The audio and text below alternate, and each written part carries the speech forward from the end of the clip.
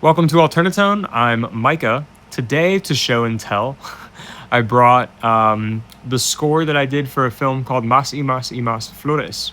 It is a New York Times op doc, and it is nominated for an Emmy. This is a project that I'm really proud of. I got to work on it with one of my closest friends, Cesar Martinez Barba. Más is one of many films of Cesar's that I have scored, sound designed, and mixed. The film that we did before Más was called Dial Home, and that was a New Yorker documentary. We've been doing it for a really long time. And we have a language with each other. We have a really solid way of collaborating, working with each other, and ultimately getting something that he's really happy with. This film presented a really, really unique challenge.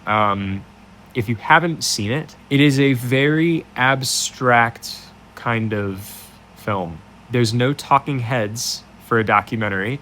I would say the emotional experience of the film is kind of like having the whole thing wash over you. There's definitely elements of structure. It's actually immaculately structured and well edited, but the emotional effect of it is that it just kind of drifts. You get really, really immersed in the visual element of it, the story that he's trying to tell. So when Cesar came to me, I had been fortunate enough to see many earlier iterations of the film, longer cuts, just rough cuts, just getting to this point. So many things were in place by the time that it came to me. So much of the identity of the film was in place. The pacing, how patient the movie is. All of these things were already here. He knew where he wanted music. He already had temp tracks in place that were accomplishing the emotional things that he wanted the music to do. And he also had a big playlist of reference tracks that he wanted the music that I wrote to be inspired by. So from the very beginning, we were really, really set up for success in terms of the clarity of the vision that he had. And the palette that we would be working with. And so the way that I knew I was going to slot into this in terms of the music was to make sure that I'm really supporting his story, the way that he wants to tell it. The problem was that I needed to also make sure that I didn't sound like the reference track, but that I was still hitting all of the emotional notes. And the hardest part of that process was the negotiation of subjective emotional terms, right? Like, so what was playing to me as full of awe and wonder wasn't playing to him. And that's not a problem. It's just about getting on the same page. The hardest part is that you don't really know what the right answer is until you see it up against picture, until you feel it. This was a case in which just the right answer was a feeling. And so there wasn't too much thinking that could be done. So that is a really beautiful place to come from in making music. That's what music is all about, in my estimation. Because the feelings that we're working with are so subjective, writing the music was kind of a funny process. Some of the most complex things happened immediately, and some of the things that ended up being the simplest part musically, those ended up taking the longest because those were such a delicate feeling to make sure you're getting. So let's look really quick at this, because this score session is very unconventional, and it is about as unconventional as the film that it is accompanying. Usually I would have different sessions for each cue, but this was such a fluid process. There was so much going back and forth about specific sounds. I was reusing sounds and parts from earlier in the score, later in the score. At a certain point, it just made sense to have it all in the same session. A couple things that maybe you pick out from this.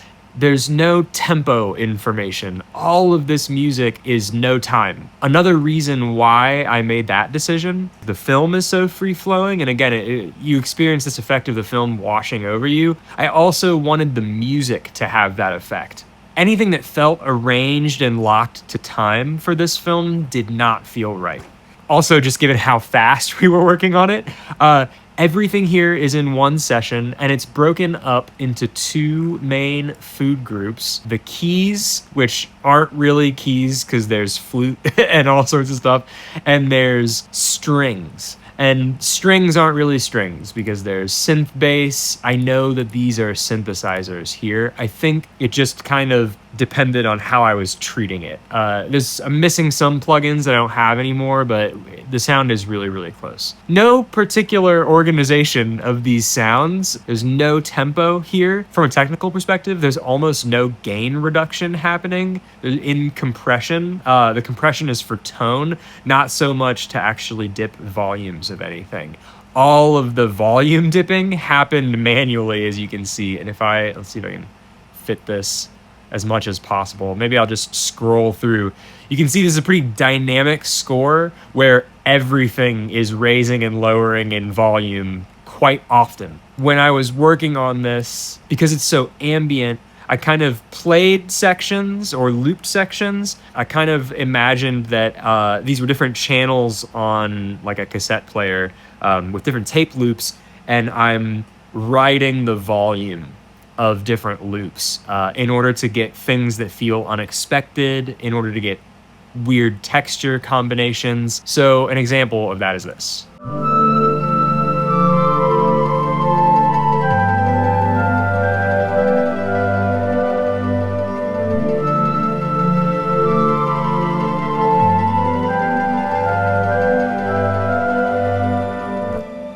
So that's very much the texture of the score. It definitely gets more dynamic, it definitely gets bigger, and it definitely gets smaller. But I just was feeling something that felt vaguely orchestral, but like a corrupted orchestral kind of texture to it, where it feels really sweet, but there's these kind of more, not unsavory, but there's these things that just make sure it's not too sweet on the ears.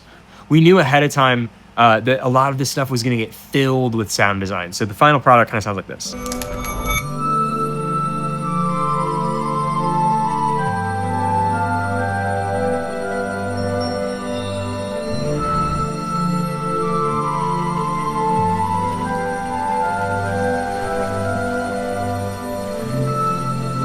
Yeah, just to give you an idea.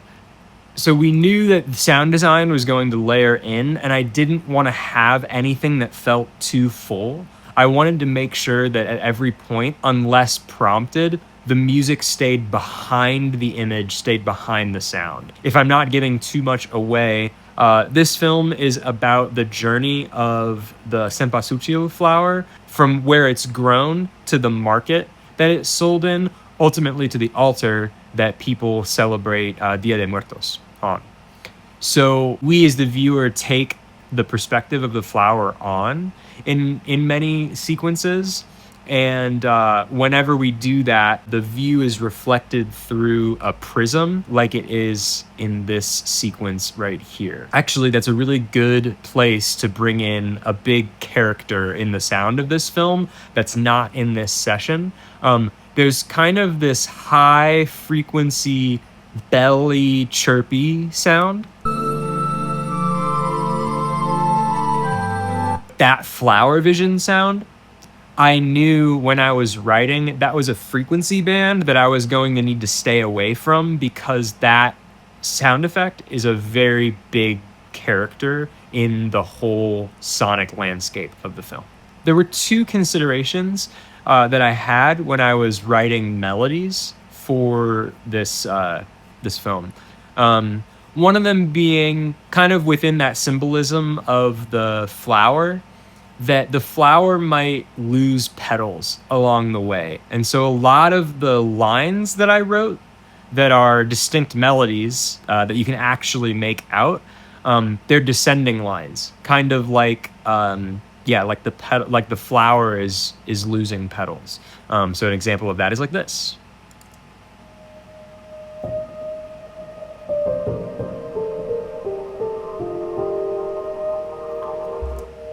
And then the other thing that was big, anytime there was a focal point, the whole film is very prayerful to me. And I kind of thought anytime there was a melody that it should feel like a mantra. A mantra isn't really part of the spirituality of this film, but it just felt like something that was thematically appropriate. So throughout the piece, structurally, there's very little what I would call maybe like call and response out of the melody. Like the arcs of the melodies don't really go up and down. They just feel like a repeated prayer. So this little motif, this little tiny thing,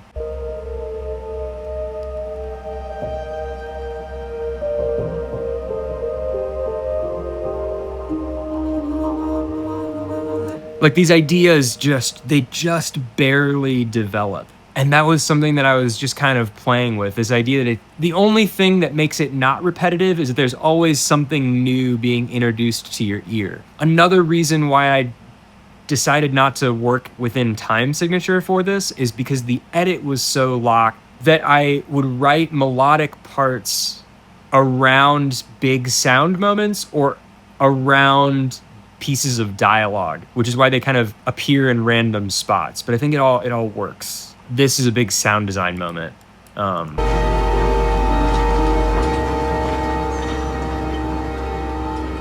Yeah. There's a lot of other textures, and so the music, as big of a character as the music is, I gotta really make sure that I'm notching out places for all of the other things that really are more important to take over. So you can see that even just texture-wise or just track-wise, these are relatively sparse. There's just a lot of overlapping stuff.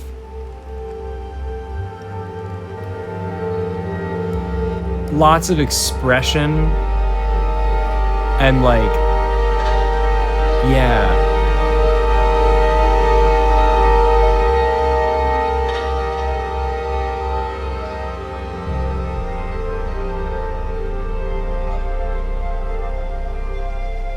I wanted to give myself a lot of headroom. I wanted this film to be really, really dynamic. And I think the score has lots of opportunities to do that. Cesar gave me a lot of opportunities to be really dynamic. Some other funny things that I can point out. I would say oftentimes when I'm working with somebody on a film, I'm trying to get everybody on the same, using the same vocabulary for different sounds. This score has a lot of elements of orchestral stuff, but there's a lot of synth in it too. And especially when you get super abstract with the visuals, you get abstract with the sound.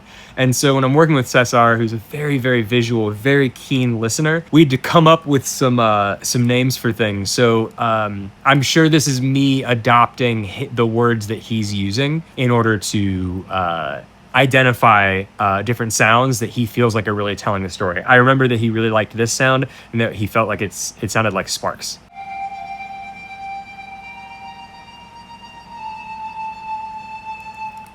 Just some way that we can get on the same page about what we're talking about, because this is really thick and muddy in terms of how all the textures overlap with each other. So it's really hard to pick out individual things. So anytime that there was an element sticking out enough that we could put a name to it, I made sure that I was using his name.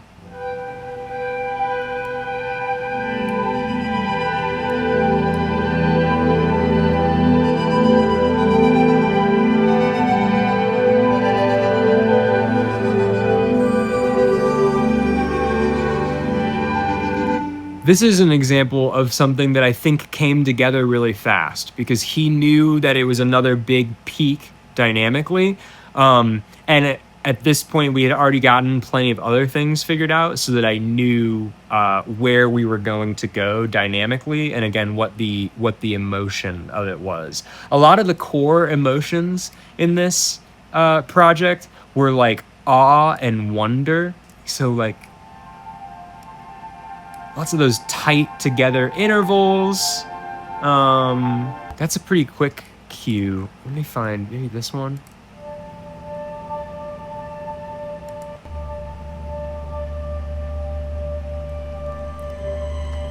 Yeah. This is a cue that came together. It's really short, but it came together really fast. And this is kind of one of the ones that helped us figure out what things sound like awe, wonder, and curiosity with a little bit of tension. All suffice to say, we were trying to go for maybe not the most obvious answer for the emotion, the sound of an emotion. So that made it a really fun challenge. This one, I think we got on the first try.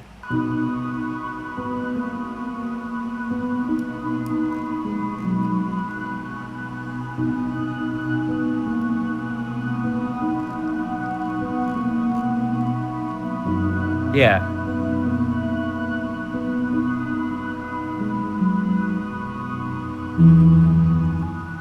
A good example of one that we really had to work at is the final cue in the film.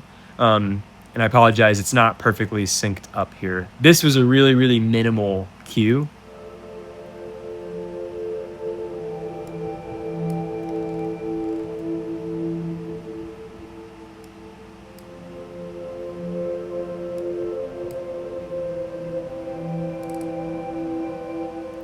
I'm always trying to write to the themes of the film. I'm trying to like find the subtext and offer ideas that are always based on the story. This cue happens in a scene where we're actually at the altar. This is the only melody in the film where the question in the melody receives a response. That was motivated by the idea at the altar. That's maybe the only place where you calling out as someone celebrating the holiday receive an answer. It's a way to feel connected to your ancestors. It's a way to feel them responding back to you. And so it's really, really subtle, but this melody